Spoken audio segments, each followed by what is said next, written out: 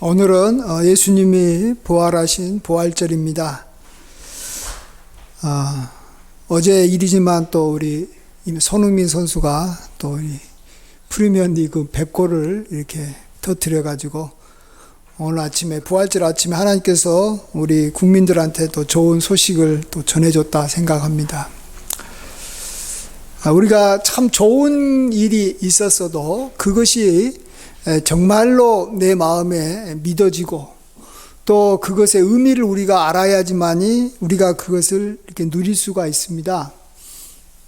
이 손흥민 선수가 뭐 100골을 이렇게 터뜨려도 축구에 관심 없는 사람은 그냥 여러 소리 중에 하나입니다. 그냥.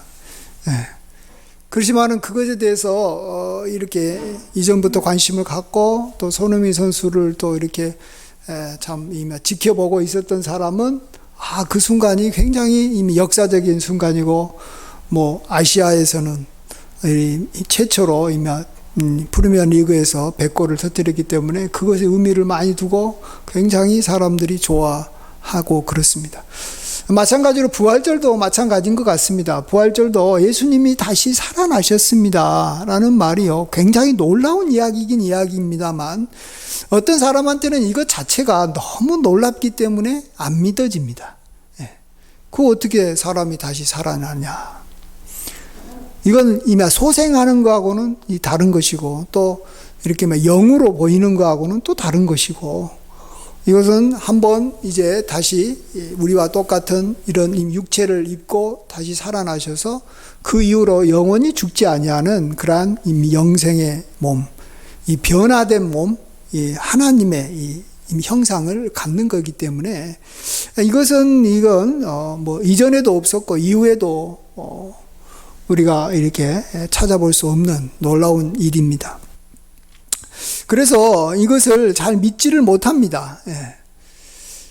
그래서 오늘 우리가 다시 한번 오늘 이 베드로가 이야기했던 이 설교를 통해서 다시 한번 우리 부활을 우리가 다시 한번 좀 솔직하게 좀 살펴봤으면 좋겠습니다. 정말 이게 가능한 것인가? 정말 그런가? 먼저는 이 베드로가 예수님의 부활에 대해서 어떻게 증거하냐 그러면 사람들이 이제 많이 몰려들었어요. 이제 성령 강림을 해가지고 막 큰 소리도 나고 해가지고 사람들이 깜짝 놀라서 몰려들었을 때 하는 이야기가 하나님께서 예수님을 사망의 고통에서 풀어 살리셨다. 그래서 그가 사망에 매여 있을 수 없다. 하나님이 살렸다. 이런 이야기를 합니다. 하나님께서 하셨다. 그러면 이해가 되는 거죠. 왜냐하면 하나님은 전지전능하니까 죽은 자도 다시 살릴 수 있습니다.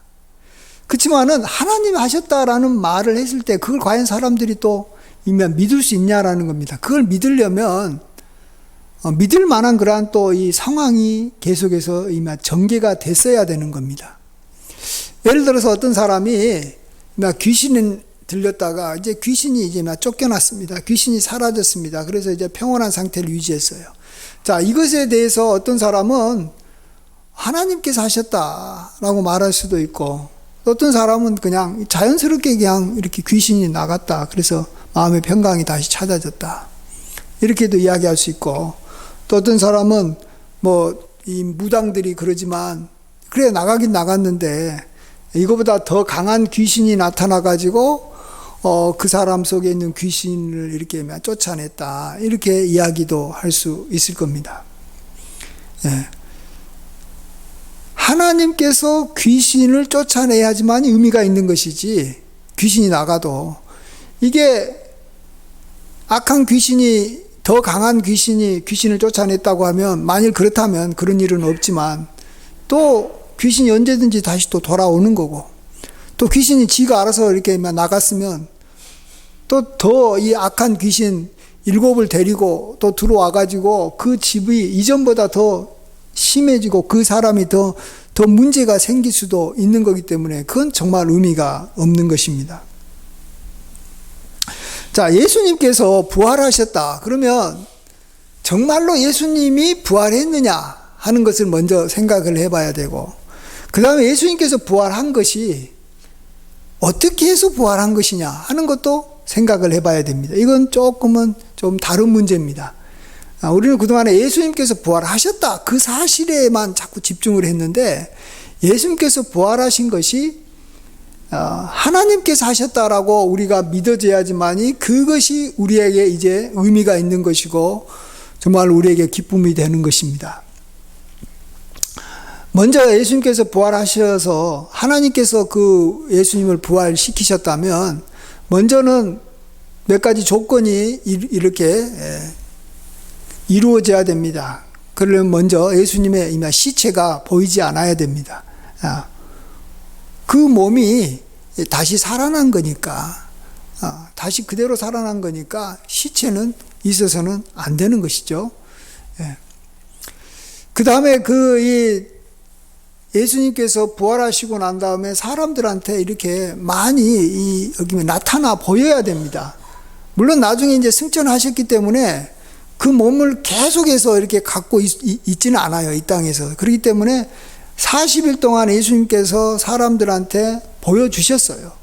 그래서 12제자에게와 또 어떤 경우에는 일시에 500명에게 동시에 보여주기도 하시고, 예수님께서는 보여주셔가지고 이 증인이 있어야 됩니다. 예.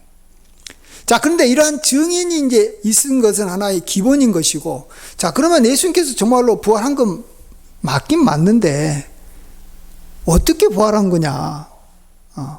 어떻게 해서 부활한 거냐 하는 문제를 또 생각해 보지 않을 수가 없는 것입니다. 그래서 베드로가 그것은 하나님께서 예수님을 다시 살려주신 것이다, 이렇게 말합니다.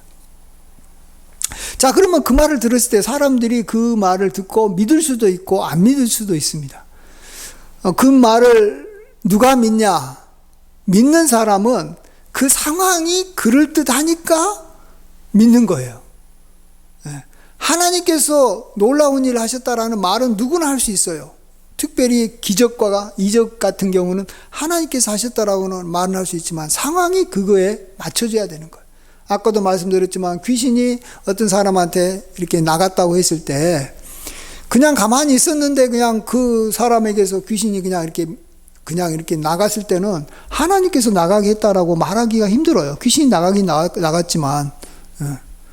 그런데 그 귀신 들린 사람이나 주변 사람이 하나님의 사람한테, 특별히 신실한 하나님의 종한테 귀신이 이렇게 쫓겨나도록 해달라고 부탁을 했고, 또 그 사람이 그 사람 앞에서 예수님의 이름으로 하나님 앞에 기도했더니 바로 귀신이 나갔을 때, 우리는 그걸 보고 하나님께서 행하셨구나, 우리가 이렇게 고백하게 되는 줄 믿습니다. 상황이 그러니까 보니까 누구나 다 인정이 되는 거죠. 그래야지 믿는 것이지, 그냥 여기만 다짜고짜 그냥 귀신이 이렇게만 나갔다라는 거 이유 하나만으로 하나님께서 귀신을 쫓아냈다 이렇게만 말할 수는 없는 것입니다. 자, 예수님께서 부활하신 것도 하나님께서 하셨다라는 가장 큰 이 증거가 뭐냐면, 그것은 예수님께서 평상시 때 행하신 기적 때문에 그렇습니다. 예수님은 평상시 때 많은 기적과 이사를 행하셨습니다. 근데 그 많은 기적과 이사는 하나님께서 그와 함께 하지 않으면 안 되는 그런 기적과 이사였다라는 거예요. 그래서 오늘 이 베드로도 예수님의 부활을 하나님께서 행하셨다라는 걸 말하기 전에 제일 먼저 이야기하는 것이 여기 오늘 24절인 몇 절이죠? 22절 보시면 오늘 본문 앞에네요. 이스라엘 사람들아 들으라, 이 말을 들으라. 너희도 아는 바와 같이 22절에 하나님께서 나사렛 예수로 큰 권능과 기사와 표적을 너희 가운데서 베푸사 너희 앞에서 그를 증언하셨느니라. 하나님께서 나사렛 예수로 많은 일을 행하게 하셨잖아요. 죽은 사람도 살리기도 하고 안진뱅이도 일으키고 소경도 눈을 뜨게 하고 정말 이렇게 바람과 바다도 잠잠케 하고 많은 이적과 기사를 예수님께서 행하셨다라는 거예요. 자, 그러한 예수님이기 때문에 하나님께서 그를 다시 살려주셨다라는 말을 했을 때 그게 통하는 거예요. 그 말이 통하는 거예요. 예. 한 번은 이 밤에 이 니고데모라는 이 사람이 예수님을 찾아와 가지고 예수님을 내가 하나님께서 보내주신 사람으로 믿겠습니다. 이렇게 말하면서 그 이유가 뭐냐 그러면 하나님께서 당신과 함께하지 않으면 이렇게 많은 기적과 이사가 당신을 통해서 예수님을 통해서 나타날 수가 없지 않습니까? 그래서 당신을 보니까 하나님께서 보내주신 분입니다. 이렇게 이야기를 하는 것입니다. 예수님께서 부활하셨다라고, 특별히 예수님께서 또 하나님께서 그를 부활시켰다라고 하는 것은 그 한 순간만 우리가 생각을 하면은 과연 그럴 수 있을까 이렇게 생각이 되지만, 이렇게 전반적인 그러한 모든 상황들을 우리가 다 이렇게 종합적으로 여러 가지 걸 생각을 해보면 그것이 믿어지는 줄 믿습니다. 예. 그러니까 그걸 다 이야기할 수는 없어요. 예. 다 모든 걸 이야기했어요. 그래서 예수님에 대한 부활은 예수님을 믿고 그냥 바로 생기는 것이 아니라 성경에 대한 기본적인 지식도 많이 생기고 예수님에 대해서 관심도 갖고 이런 그 예수님과 관련된 그것을 모든 걸 다 믿었을 때 저는 마지막에 예수님은 하나님께서 살려주셨구나. 이것이 믿어주는 것입니다. 그래서 잘 안 믿어진다고 막 너무 이렇게 조급해할 필요는 없어요. 마지막에 맺는 열매입니다. 그래서 그리스도인이 예수님께서 부활하셨다라는 믿음만 딱 가지면 이제 그다음부터는 이제 이 흔들리지 않는 믿음을 가진 사람이라고 볼 수 있습니다. 예. 왜 다른 것들이 다 믿어진 상황에서 이것이 믿어지기 때문에 그 믿음은 그 사람은 이제 믿음 위에 굳게 섰다 이렇게 말할 수 있습니다. 예수님의 부활과 좀 가장 이렇게 유사하다라고 생각하는 것이 하나 구약 시대에 있었는데 그게 뭐냐 그러면 엘리야가 이 회오리 바람을 타고 하늘로 이렇게 승천한 사건입니다. 물론 이건 예수님의 부활 승천하고 비슷한 면도 있고 아닌 것도 있지만 그래도 어쨌든 간에 가장 또 놀라운 일이고 잘 믿어지기 힘든 일이고 또 예수님의 부활 승천과 또 이렇게 하나의 연관시켜서 볼 수 있는 일입니다. 자, 이것이 잘 믿어지겠습니까? 어떤 사람이 회오리 바람을 타고 하늘로 올라갔다 이렇게 말할 때 그것을 이게 옆에서 봤던 이 엘리사가 그것을 이제 다른 사람들한테 이야기를 했습니다. 여리고에 있는 이렇게 선지자 학교 제자들한테 이야기를 했어요. 그러니까 그들이 첫 번째 반응이 뭐냐 그러면 그래 그럴 수 있다. 당신이 그렇게 봤으니까. 그런데 회오리 바람을 타고 올라가다가 바람 타고 올라갈 수 있잖아요 사람이. 그럼 어딘가는 떨어졌을 것이다. 이렇게 생각을 한 거죠. 네. 그래서 우리가 떨어져 죽은 시체를 우리가 좀 발견하고 싶다. 이렇게 말하는 거죠. 그래서 이제, 엘리사도 그러라고 하니까 이 50명이나 아주 건강하고 이렇게 민첩한 50명을 이렇게 모집해가지고 이 회오리 바람 타고 올라갔던 그 지역, 특별히 이렇게 사람이 이렇게 떨어졌을 때 잘 안 보일 수 있는 이 골짜기라 이런 데를 집중적으로 이렇게 수색하게 만들었어요. 그것도 이렇게 3일이나 50명이 그 근처를 수색을 하게 했어요. 근데 이 시체가 없는 거예요. 시체가 안 보이는 거예요. 그러면 일단은 승천을 했을 가능성이 있는 거죠. 만일 거기서 여기 시체가 발견했다. 그러면 승천은 이미 끝난 거죠. 승천하고는 상관없죠. 이거 거짓말인 거죠. 엘리사가 거짓말한 거고 일단 시체가 발견되지 않았어요. 자, 그랬을 때 이제야 그 다른 사람들도 엘리사가 하는 말을 이제 조금 믿게 된 거예요. 왜 그렇습니까? 평상시 때 엘리사만큼 놀라운 기적과 이사를 행한 사람이 구약 시대에는 없었어요. 우리가 잘 아는 대로 엘리야가 얼마나 큰 기적을 행했습니까? 엘리야가. 제가 엘리야가 늘 헷갈려요. 엘리야가. 그쵸. 이 하늘에서 불이 떨어지게 해가지고 우리가 잘 아는 대로 갈멜산에서 이렇게 각이 떠진 이 송아지에다가 이렇게 물을 붓고 그 주변 이렇게 나무에도 물을 부어놨는데 그 불이 그냥 떨어지더니 거기에 있는 모든 주변에 있는 이렇게 물까지 다 이렇게 말라지게 하면서 이 송아지를 태웠지 않습니까? 그리고 이렇게 불 떨어지는 건 한 번만 한 게 아니더라고요. 나중에도 이 이스라엘 왕이 그를 잡으려고 군사 이 50명을 두 번이나 엘리야가 있는 곳에 보냈는데 하늘에서 불을 명하니까 불이 한꺼번에 떨어져 가지고 50명이 그냥 동시에 다 죽게 한 그러한 기적을 베풀었던 것이 엘리야입니다. 그뿐만 아니라 엘리야도 뭐 죽은 자도 살리기도 하고 또 엘리야가 또 뭔 기적을 행했나요? 많죠. 예, 너무 많아갖고 헷갈리네. 비가 오지 않기를 위해서 기도했더니 비가 3년 6개월 동안이나 오지 않았어요. 뭐 안 올 수도 있죠. 근데 이제부터 비가 올 겁니다라고 또 기도하니까 그 즉시 또 어마어마한 비가 그냥 쏟아지는 거예요. 예. 아, 대단하죠. 예. 이걸 통해서 엘리야와 하나님은 함께 하신 분이시다라는 거죠. 하나님께서 함께 하지 않으면 그런 일들이 일어날 수 없잖아요. 아무나 그런 일을 합니까? 그렇기 때문에 나중에 엘리야가 해오리 바람을 타고 공중에 이렇게 올라가가지고 그 위로는 뭐 보이지 않고 하나님 앞으로 바로 갔다.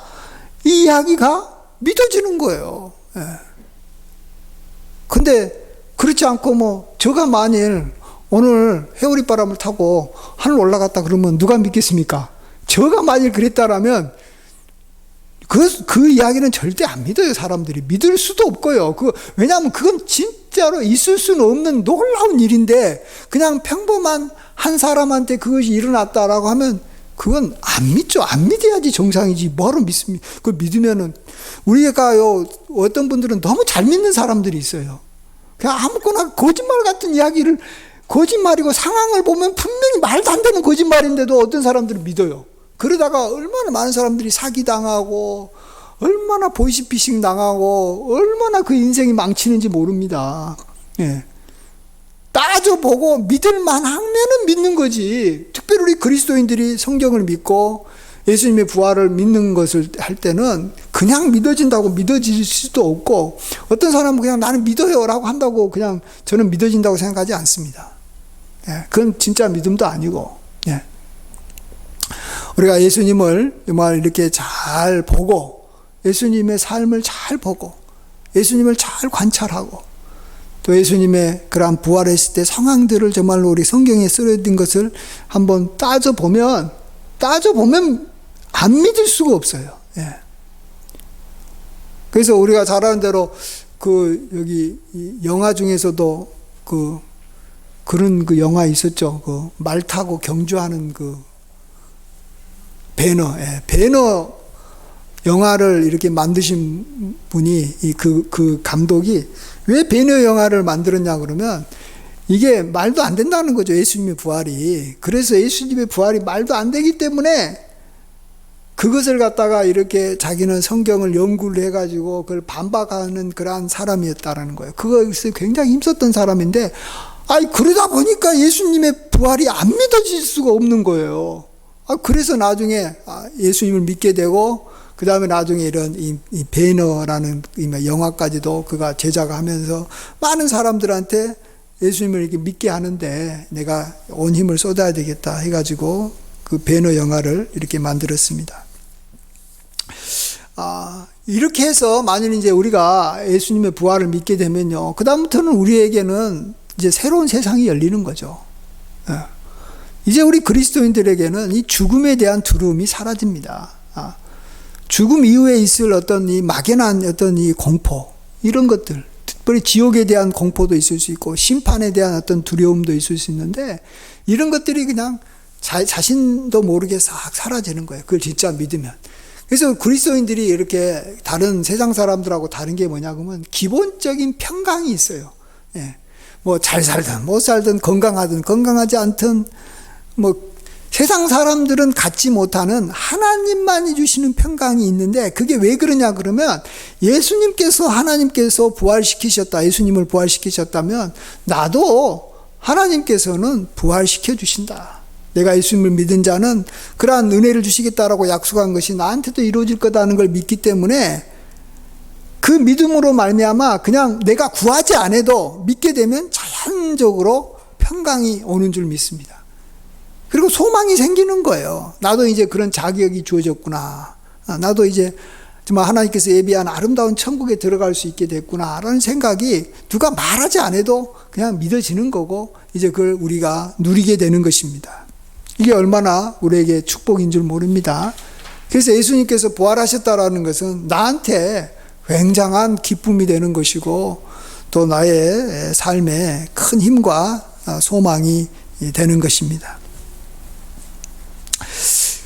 그 다음에 두 번째로 이것만 생각하고 마치겠네요. 두 번째로 예수님께서 부활 승천하신 것이 어떤 의미냐. 이제 부활한 예수님은 우리에게 어떤 분이시냐라는 것을 이 베드로가 정말 제가 봐서는 성경 그 어느 것보다도 가장, 물론 이제 사도 바울도 잘 이야기하셨지만 베드로가 참 핵심을 잘 찍어서 이야기해 줬다고 생각합니다. 그게 여기 34절, 35절에 나와 있습니다. 우리 34절하고 35절 같이 한 목소리로 한번 읽어보겠습니다. 시작. 다윗은 하늘에 올라가지 못하였으나 친히 말하여 이르되 주께서 내 주에게 말씀하시기를 내가 내 원수로 발등상이 되게 하기까지 너는 내 우편에 앉아 있으라 하셨도다 하였으니.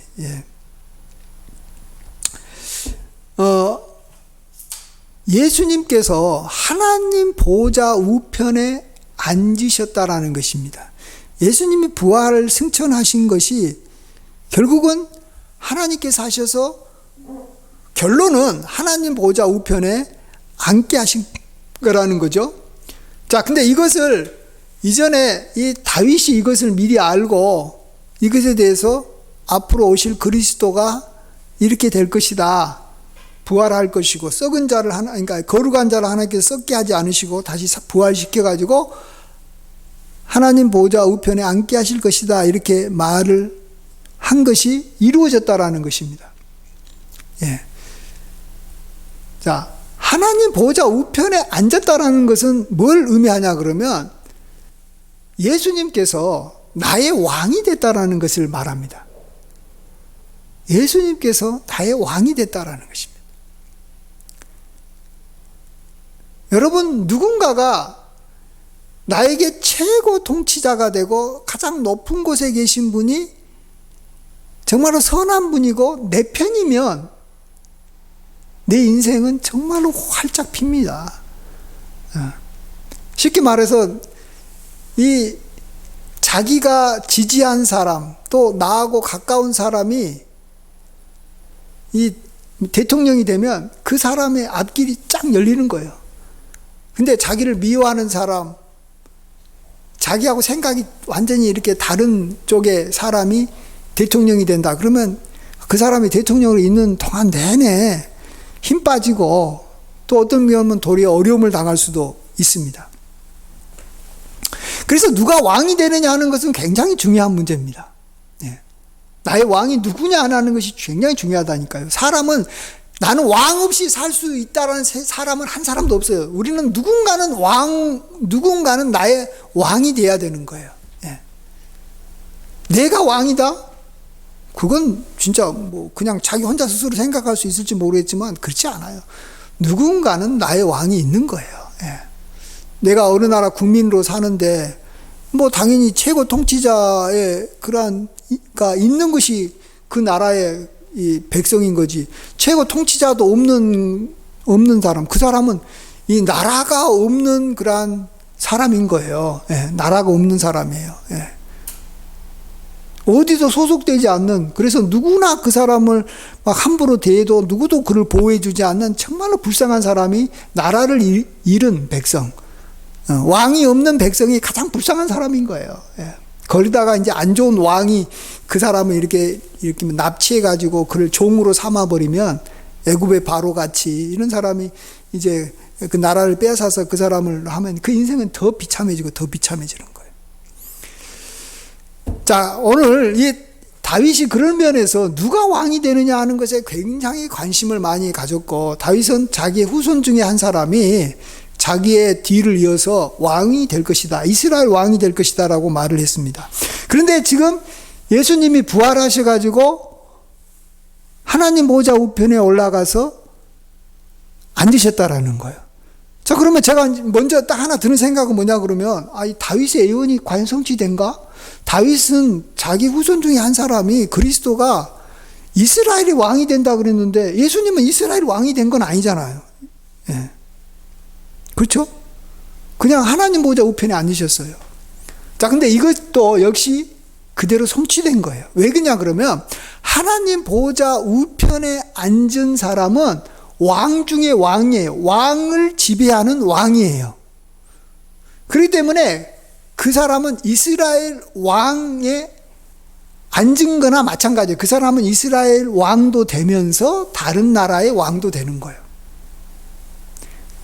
이거는 예를 들어 이렇게 생각하시면 돼요. 어떤 이제 뭐 우리나라 이 축구 감독팀이 우리나라가 이제 내년에 이제 올림픽이 있는데 올림픽에 이번에 여기 8강에 올라가겠습니다라고 이렇게 약속을 했는데 그 사람이 우승을 해버렸어요. 그러면 8강에 오른 거예요? 안 오른 거예요? 그건 당연히 오른 거예요. 왜? 우승을 했으니까. 우승을 하려면 8강을 넘어가야 되고 4강을 넘어가야 되고 결승전까지 가야 되는 것에서 이겨야 되니까. 마찬가지로 예수님이 만왕의 왕이 되시면 이스라엘이 왕이 된 것은 그냥 자연스럽게 이루어진 거예요. 예. 근데 너무 감사하게 예수님이 이스라엘이 왕이 안 된 게 저는 너무 좋아요. 왜냐하면 예수님이 이스라엘 나라의 왕이 되면 이스라엘 백성인 유대인들은 예수님 때문에 어마어마한 혜택을 받겠지만 유대인이 아닌 이스라엘 사람들이 아닌 다른 이방인들은요, 그 왕으로 오신 예수님이 어마어마한 힘을 갖고 있기 때문에 고통을 당하는 거예요. 왜냐하면 자기 나라가 잘 되려면 다른 나라가 공격하지 못하도록 해야 되고 또 못하도록 다른 나라를 막 압박해야 되고 그 나라를 침략해서 좋은 걸 뺏어가지고 자기 나라 백성들한테 주는 게 왕의 역할이거든요. 그래서 저는 예수님이 이스라엘 왕이 아니고 만왕의 왕이 되는 것이 너무 좋은 거예요. 예수님은 모든 나라를 지배하는 모든 왕의 왕이 됩니다. 그렇기 때문에 누구든지 예수님만 믿으면 내가 어느 나라에 속했느냐 이건 중요한 게 아니라 다 예수님을 나의 왕으로 모실 수 있는 것이고, 그렇기 때문에 우리는 예수님으로부터 무조건 보호받을 수 있는 그러한 존재가 된다라는 겁니다. 왜냐하면 자기 백성은 자기 왕이 지켜주기 때문에, 보호해주기 때문에. 무슨 말인지 이해가 되시나? 나도 이야기하면서 그러는데. 예수님이 어떤 특정 나라의 왕이 아니라 하나님 보좌 우편에 앉으신 그런 왕이 되므로 나는 대한민국 국민도 혜택이 되고 예수님만 믿으면 미국 사람도 혜택이 되는 거예요. 만약 예수님이 미국의 왕이면 미국의 백성들만 혜택이 되지 다른 나라의 사람들은 혜택을 못 받고 도리어 피곤하다니까요. 너무 강력한 나라가, 예를 들어서 중국이라는 나라가 이렇게 그 나라의 이렇게 왕이 너무 이렇게 힘이 있으면요, 그 옆에 있는 나라들은 죽어나는 거예요. 그렇죠. 우리나라가 옛날에 이 중국으로부터 침략받았을 때는 대부분 다 그 나라 왕이 중국을 너무 잘 다스리는 거예요. 힘이 또 많고 그러니까 그냥 옆 나라를 침공해가지고 좋은 거 다 뺏어가니까 우리는 종으로 사는 거예요. 정말로 우리가 여기서 이제 하나 알아야 되는 건 누구든지 예수님만 믿으면 예수님이 나의 왕이 돼가지고 내 편이 되고 나를 지켜주신다라는 겁니다. 예. 근데 그분이 너무 강력하기 때문에 누구도 그 사람을 해치지 못하는 거예요. 만왕의 왕이니까, 더 강한 왕이 없으니까, 더 강한 자가 없으니까 우리가 보호받는 줄 믿습니다. 예. 너무나도 우리가 축복인 거예요. 예수님이 나의 왕이신데 그분이 하나님 보좌 우편에 앉으신 왕이라는 거예요. 그분을 내가 모시고 섬긴다라는 것이 나한테는 얼마나 큰 축복이고 은혜인 줄 모릅니다. 예. 우리가 두려워할 이유가 하나도 없는 거예요. 예. 특별히 어떨 때 두려워하지 않아도 되냐 그러면 누군가가 나를 괴롭히려고 할 때, 우리는 절대 그 사람에 대해서 두려움을 가질 필요도 없고 그 사람과 싸울 필요도 없고 그 사람을 미워할 이유도 없어요. 그냥 하나님께 나아가서 기도만 하면 되는 거예요. 하나님, 저 사람이 나를 참 괴롭히려고 합니다. 하나님, 나 좀 벗어나게 해주세요. 그러면 하나님께서 반드시 도와주십니다. 여러분, 이 전쟁이 일어나가지고 저기 막 옆나라가 우리나라를 쳐들어오면 여러분이 여기 총칼 들고 이렇게 막 나가서 막 싸우려고 합니까? 물론 군인이면 그러겠지만 우리 같은 이 백성이면 절대 안 싸웁니다. 그냥 여기 국가에 군인들한테 이야기를 하죠. 국가에 전쟁이 일어났으니까 나 좀 보호해달라. 그러면 군대가 와서 보호해주는 거예요. 이 강도가 와가지고 우리 집에 있는 물건들을 막 훔쳐가려고 그러고 또 훔쳐갔어요. 그럼 내가 강도하고 싸웁니까? 물론 싸울 수도 있겠지만 내가 힘이 없으면 안 싸워요. 싸우면 안 돼요. 괜히 싸웠다가는 내가 살해당할 수 있어요. 나도 그쵸, 강도니까. 그럴 때는 국가에 신고하는 거예요. 경찰이 신고하는 거예요. 그러면 경찰이 와서 싸우는 거예요. 마찬가지예요. 누군가가 나를 괴롭히잖아요. 내가 너무 힘들어요. 그러면 힘든 사람하고 싸우면 안 돼요. 나의 왕에게 기도하는 거예요. 하나님, 나 좀 도와주세요. 내가 하나님의 백성인데 내가 저 사람 때문에 힘듭니다. 특별히 마귀가 그런다고 마귀가 나를 괴롭힙니다. 부탁을 하는 거예요. 그러면 하나님께서 도와주시는 거예요. 이걸 하나님께서 제일 기뻐하시는 거예요. 근데 그렇지 않고 하나님이 나의 왕 되심, 또 전능한 왕이라는 걸 믿지 못하는 사람의 특징이 뭔지 아세요? 자기가 나가서 싸운다니까요. 자기를 괴롭힌 사람을 저 사람 때문에 내가 힘들어 죽겠습니다 하면서 자기가 화내고 자기가 싸우고 자기가 막 힘쓰는 거예요. 하나님께서 제일 싫어하시는 거예요. 네가 왕이냐? 나는 뭐냐고. 뭐요. 그냥 저기 형식적인 왕이냐? 아니잖아요. 하나님은 진짜 살아계셔서 역사하시고 특별히 자기 백성을 괴롭힌 사람을 보호해 주시는 분이라는 거예요. 그런 면에서 오늘 제가 시편에 어떤 한 기자가 이렇게 하나님 앞에 기도하는 것이 참 마음에 들었어요. 우리들이 기도해야 될 내용이에요. 제가 시편 17편 7절에서 9절 한번 읽어드리겠습니다. 주께 피하는 자들을 그 일어나 치는 자들에게서 오른손으로 구원하시는 주여. 좀 복잡하지만 그러니까 주께 피하려고 하는데 주께 피하려고 하는 사람을 와가지고 막 치는 사람이 있다라는 거예요. 근데 그를 오른손으로 구원하시는 분이 주님이라는 거예요. 그 주님에게 기도한다라는 거예요. 주의 기이한 사랑을 나타내 있어서 나를 눈동자같이 지키시고